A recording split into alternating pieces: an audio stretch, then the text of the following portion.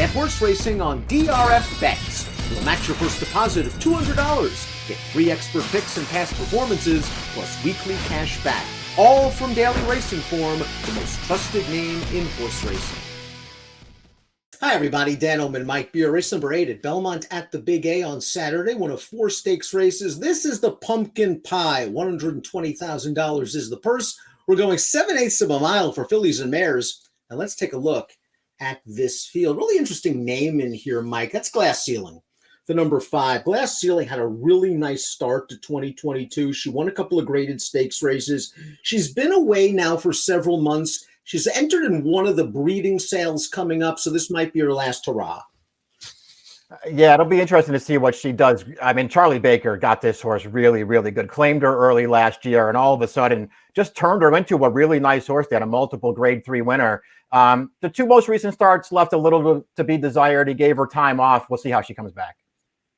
Let's throw up the Timeform U.S. pace projector. Oksana the 6 had always hinted at a stakes victory and might have found the right spot over sloppy going last time out at Parks. She does have speed, however, and she is expected to make the lead. The horse she beat at Parks, Dr. B, fell a little bit far behind in the early stages last time out, but she's quick. To me, the key to this race is, can WW Fitzy, a horse cutting back significantly in distance, stay close to this expected moderate pace?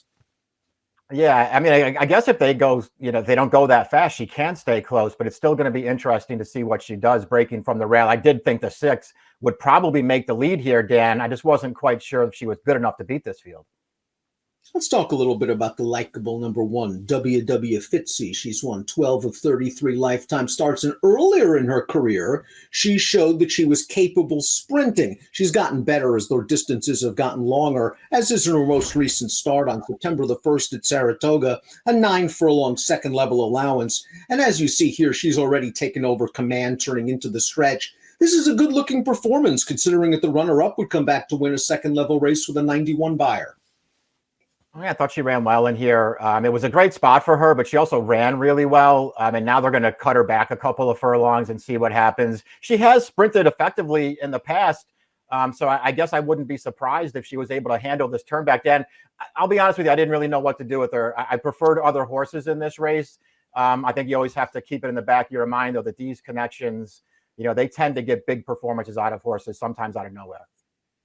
You took the words out of my mouth. They do very well off the trainer change. 4-1 on the morning line. A hustling Kendrick Carmouche will try to send WW Fitzy out of there early. Boston Post Road goes out for trainer Chad Brown. She's one of the horses with upside in this race. She's only started 6 times. We're going to watch her most recent start at Saratoga. Now, she was beaten at odds on in this race, but it's worth knowing that the horse on the lead kind of got away with a very easy lead. Boston Post Road made a move inside on the turn, gets to the outside, and she's just going to miss.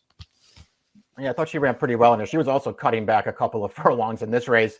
Palm Cottage, you're right, Dan. The winner got loose early and was coming off of a really strong performance anyway. And I thought, actually, Boston Post Road ran pretty well in there to make it close at the end. She's lost 2 in a row now, and they're both, really close finishes. And I think sometimes that could, maybe represent some kind of a character flaw. I don't think that's the case with her, Dan. I thought she ran well in both of those races. And it's not like, she didn't want to get there. She got there. The race 2 back, she missed the bob. One of the bigger prices in the race is the number 3, Corey. Irad Ortiz will take them out for Peter Walder. This horse ran in the grade 2 Princess Rooney and actually finished ahead of Glass Ceiling in that spot. Now, winless in her subsequent 2 outings, she made middle moves in both of those races. Last time out, falling short to a horse that would come back to win again, a handicap with an 83 buyer. Yeah, I mean, I just thought this horse was pretty hard to make a case for. Irad's going to take them out. I mean, I guess that could be some kind of a positive sign. I just don't see the race that she's run so far, Dan, that makes her a serious contender in here. The 4 is Dr. B going out for the very capable Butch Reed. I think the short comment, traffic late surge, kind of overstates any kind of trouble. Dr. B, to me, I thought worked out a decent enough trip considering where she was in the early part of the race. In between horses at the back of a compact field, but she did have a clear run into the stretch. She got outside Oksana, and she tried hard for second. She ran well. Yeah, I'm going to agree with all that stuff. I didn't see any traffic that she got herself into. Maybe it was just a case that it was her first time over a sloppy sealed track. And for whatever reason, she didn't really show any early speed in that race and wound up sort of off the pace. I really liked the run that she put in at the end of that race, though, and thought she might have run even better than Oksana did. I also liked her win 2 starts back. Listen, if I was going to take somebody outside of the favorites in this race, it would be Dr. B. I really liked the first 2 starts as a 3-year-old for her. And I thought she was sort of a surefire stakes kind of horse, Dan. And she didn't win a race for another year after that. But maybe she's finally turning things around here. Multiple graded stakes winner Glass Ceiling has already proved her mettle at Aqueduct. She won the Distaff back in April. In her subsequent 2 starts, both against tougher competition. I mean, last time out she was in against CC, who will be one of the choices again in the Breeders' Cup Filly and Mare Sprint.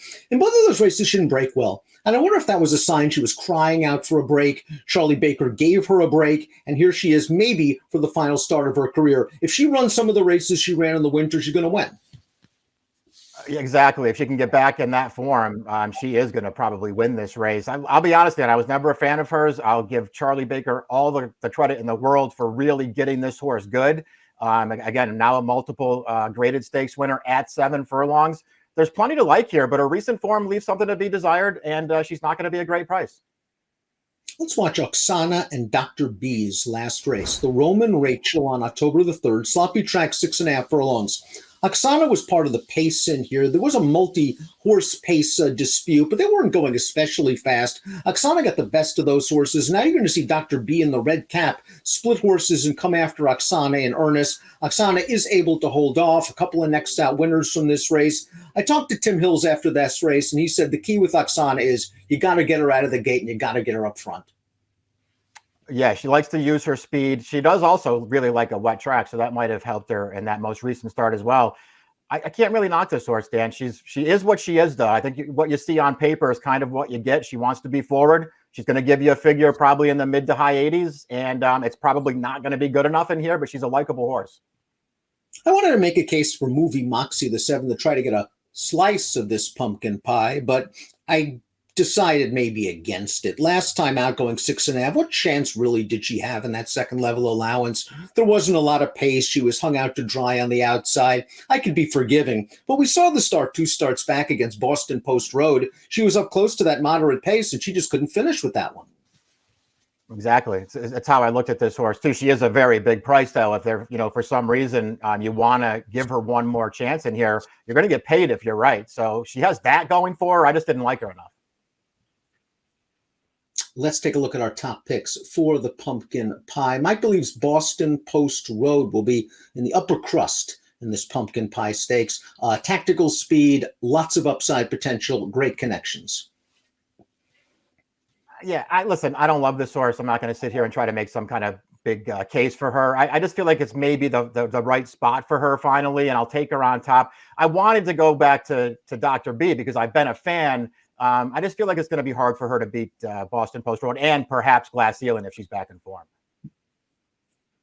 I do like cutbacks at 7 furlongs, and while WW Fitzy has improved with extra distance, she has run well at these shorter distances in the past. If the pace is slow, I think she can get close. We've seen Tom Worley do good work with these horses in the past, and WW Fitzy beat a nice horse last time out, a next out 91 buyer winner. 2-5-4-1 for Mike, 1-2-4-7 for me. It's the pumpkin pie, race 8 at Belmont at the Big A on Saturday.